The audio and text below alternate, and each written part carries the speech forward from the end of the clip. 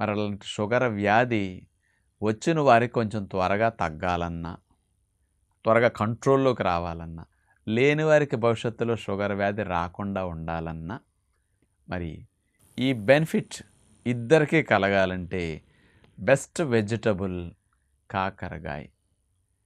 చాలామంది అంటారు చేదుగా ఉన్నవి తింటే షుగర్ తగ్గుతుందంట కదా అని.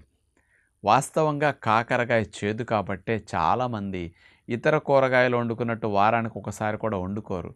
ఇదేదో నెలకొకసారో అకేషన్స్‌గా వండుకుంటారు. కొంతమంది అసలు కాకరకాయకి దరిదాపులకి రారు. కానీ కాకరకాయలో ఉండే ఔషధ గుణాలు షుగర్ వ్యాధి ఉన్నవారికి తగ్గించటానికి, లేని వారికి త్వరగా రాకుండా చేయటానికి అద్భుతంగా పనిచేస్తుందని సైంటిఫిక్‌గా ప్రూవ్ అయ్యి ఉందన్నమాట.